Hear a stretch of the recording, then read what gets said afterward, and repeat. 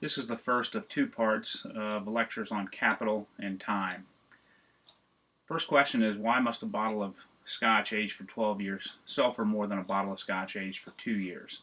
And again, given the same bottle, it definitely would be more aged for 12 years.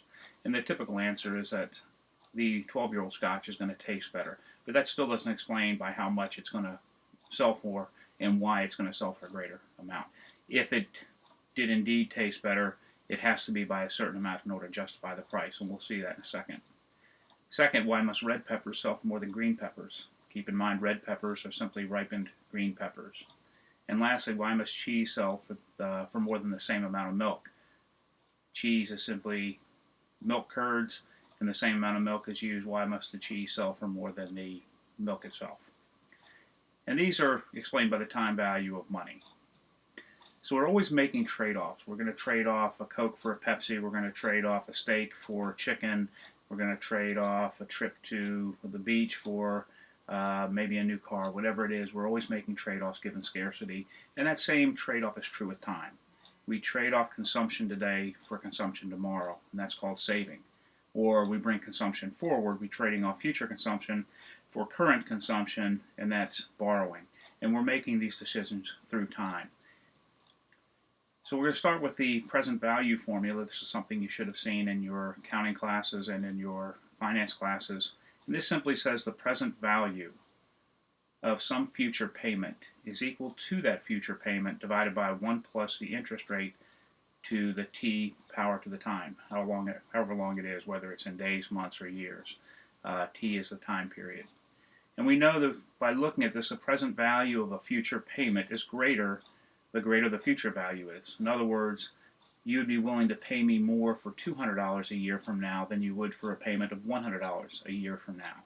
So that's going to be an increasing function of future value. Present value is also higher the lower the discount rate. As the discount rate falls, which means we are willing to defer consumption more, our time preference has fallen, therefore present value of a future payment is greater, and on the opposite side of that, the present value of a future payment falls as the interest rate rises or as our time preference increases. We're less willing to defer consumption. And lastly, the longer the future payment is to be received, the lower the present value. If you're going to give me $100 10 years from now, I'm not willing to pay as much as I would for that $100 payment 1 year from now. So first question is, what is the present value of a $100 payment to be received 1 year from today if the discount rate is 5%? Pause the video and try to calculate that. Also, you can do, what if the payment is 2 years from now? So pause the video and try to make these figure these two questions out. Okay, from the first one, you should have gotten an answer of 95.24. $100 divided by 1 plus r, that's 1.05 to the t power, that's 1. So that gives us 95.24. And for the second one, we raise that to the second power because that payment is 2 years from now, and the answer is $90.70. I'm willing to pay less for that same $100 payment if it's 2 years from today as opposed to received 1 year from today. Second question, what is the present value of a $100 payment expected annually at the end of each of the next 5 years, and discount rate is 5%. So key to this, $100 payment, I will receive 5 of them, and they will be received at the end of the next 5 years. I didn't say the beginning, I said the end, so pause the video and try to calculate that. Taking that $100 at the end of each of the next 5 years, 100 divided by 1.05 plus 100 divided by 1.05 to the second power plus 100 divided by 1.05 to the third, all the way to the fifth power, and it gives us a present value of $432.95. Again, a real distinction, as I said, at the end of each of the next 5 years. If I said at the beginning that first $100 is not discounted at all, and the last one is only taken to the fourth power because we're really receiving it at the end of the fourth year before the fifth year comes out, so that would be to the fourth power. In this case here, we are saying at the end of each of the next 5 years. Similarly, what if instead it was a coupon bond that paid $100 at the end of each of the next 5 years, and then a $1,000 face value at the end of the fifth year? A coupon bond is simply a financial asset that gives the bearer, the owner of that asset, a payment, a coupon payment of a certain amount annually, semi-annually, maybe even monthly, and then at the end of when the bond matures, they receive the face value of that bond. In this case here, the bond is going to mature at the end of 5 years, at which point you'll receive your $1,000 face value of the bond, but in the interim you'll receive $100 at the end of each of the next 5 years. We call that $100 a coupon rate, which is 10%. The interest rate, though, is 5%. So take some time and calculate this one, pause the video, and we'll come back to it. Okay, the present value, the first part of that equation, $432.95, we just calculated and figured out in the last question. What we had to do now was discount this $1,000 because that's not going to be received for another 5 years, so we want to discount that. $1,000 received today is worth a lot more than $1,000 received 5 years from now. And you'll notice that the present value of this financial instrument is $1,216.48, which is higher than the face value of the bond, the $1,000 face value. One way to think about this, if you deposited $1,000 into a bank that was paying a 5% interest rate, you would only receive $50 at the end of each year, and then at the end of that 5th year, you would get your $1,000 back. This coupon rate is 10%. It's giving you $100 at the end of each of the next 5 years. So obviously this financial instrument is going to sell for a lot more than the face value, or sell for more than the face value. Same question as before, but now instead of the interest rate being 5%, suppose the interest rate is 10%, equivalent to the coupon rate of 10%. How much will that bond sell for now? Again, pause the video and calculate an answer for this. Now that the coupon rate and the interest rate are the same, the bond will sell for the face value of that. The price of the bond will sell for the face value of the bond. And again, if you think about this, if the interest rate is 10% on your deposits in the bank, you could take $1,000, put it in the bank. At the end of each year, you can withdraw $100 in interest, and then at the end of the 5th year, you can take out your $1,000. I'm indifferent between holding this bond and putting the money in the bank, assuming the risk is the same. And so, given the first question, when the interest rate was 5%, that holding that bond was more attractive than putting money in the bank. In this case here, it's just as attractive as holding money in the bank, and therefore the bond is going to sell for the same as the face value. What I've done here is I've graphed out the present value of a $1,000 bond with 5 annual $100 coupon payments at different interest rates. The annual interest rates are on the x-axis, and the price of that bond is on the y-axis. And notice that it's a decreasing function. The higher the interest rate, the lower the present value of that bond. Now again, think of what we had looked at with the relationship. As the interest rate goes up, the present value falls, and that is true. But another way of looking at it is the following. When the interest rate is the same as the coupon rate, then that bond is going to sell for the face value because I'm indifferent between holding the bond and putting my money in the bank. To the left of this equilibrium, where the present value of that bond is higher, holding that bond is more attractive, such as at 5%, which is the first question we asked. It's more attractive for me to hold this bond, therefore people are going to bid the price up of the bond until they're indifferent between owning the bond or putting the money in the bank. When the interest rate is higher than the coupon value of the bond, then it's more attractive to put money in the bank. If the interest rate is currently, say, 15%, I'd rather put my money in the bank and get $15 at the end of each year, or $150 at the end of each year, than holding a bond and receiving a $100 payment at the end of each year. Therefore, the price of the bond is going to be less than the face value if the interest rate is higher than the coupon rate. Question number 3.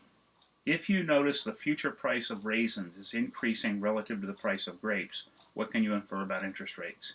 Keep in mind that raisins are simply dried grapes, therefore it's a future product. Raisins are a future value of grapes, the present value. What must be happening to interest rates if you notice that the price of raisins is increasing relative to the price of grapes? Think about this for a second, we'll come right back to it.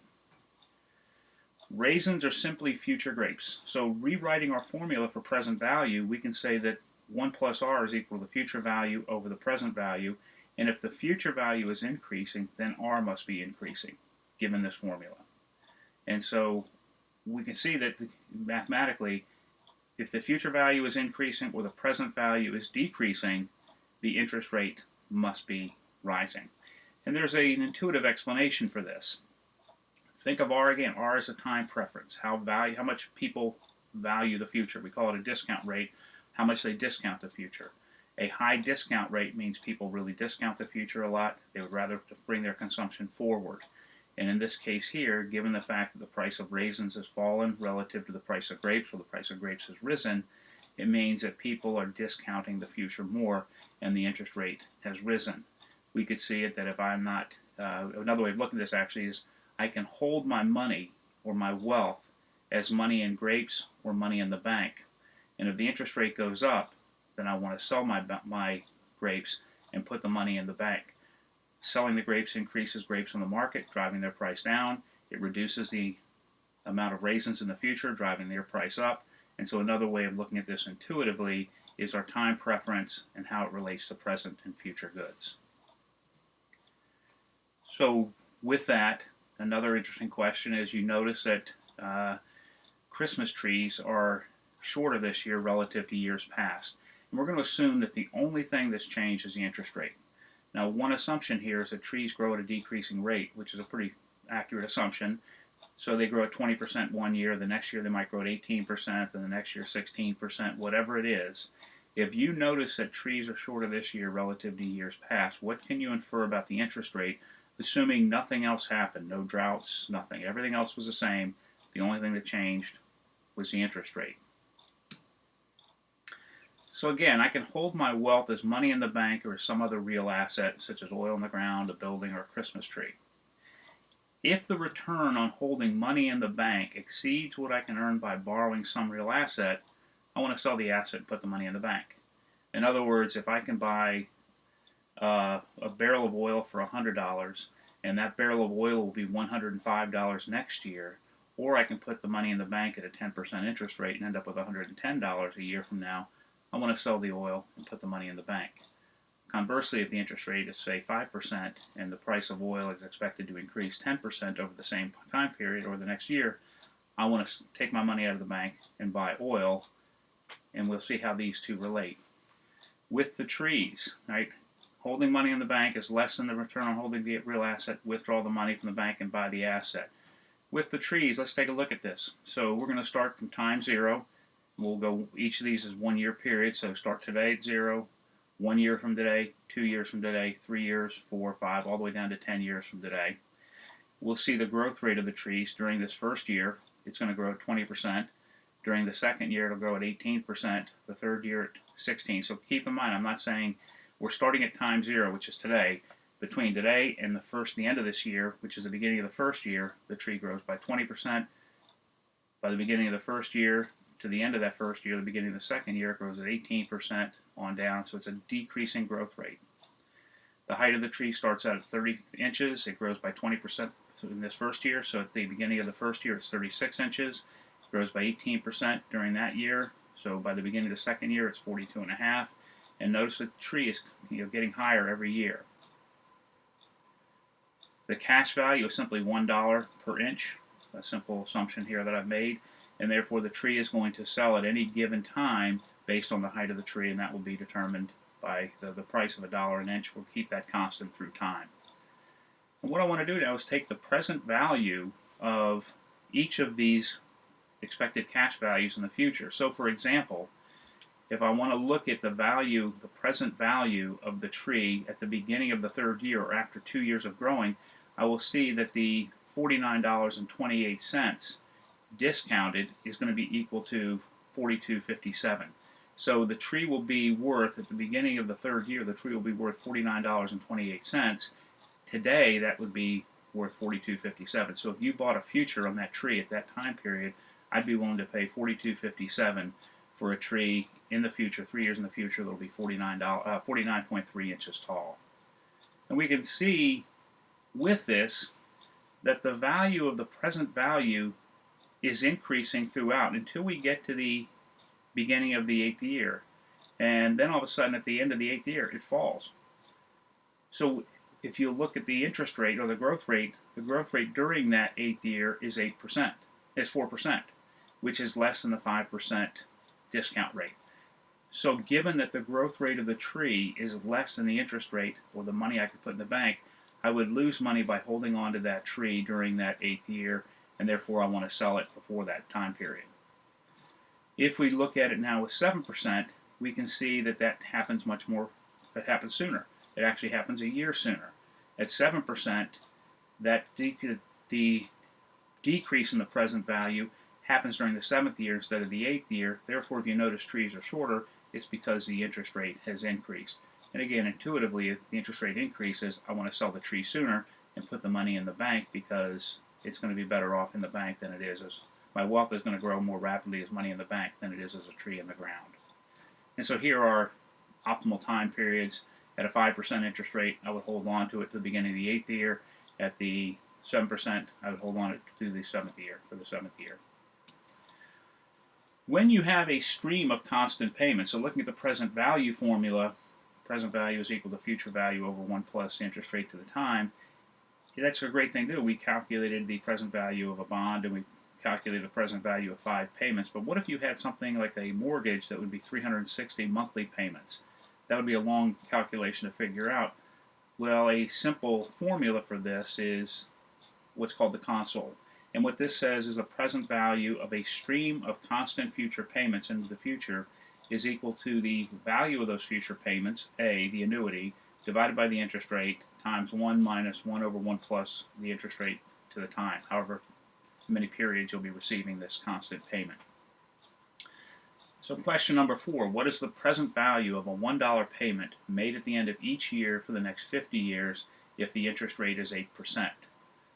Again, pause the video and try to calculate this. Okay, the $1 is the annuity payment, that's $1. The interest rate is 8%. We're taking it out for 50 years. And we can see that a $1 payment over 50 years is equal to $12.23. Now again, notice that's way below $50, but that's because a $1 payment to be delivered 50 years from today is worth very little today. And so that bond is going to be, or this payment, present value of this payment is going to be worth $12.23. Question 10, you wish to borrow $200,000 to buy a home. If the annual interest rate on a 30-year mortgage loan is 6%, what is your monthly principal and interest payment if payments begin at the end of each of the first month and continue for 359 more months?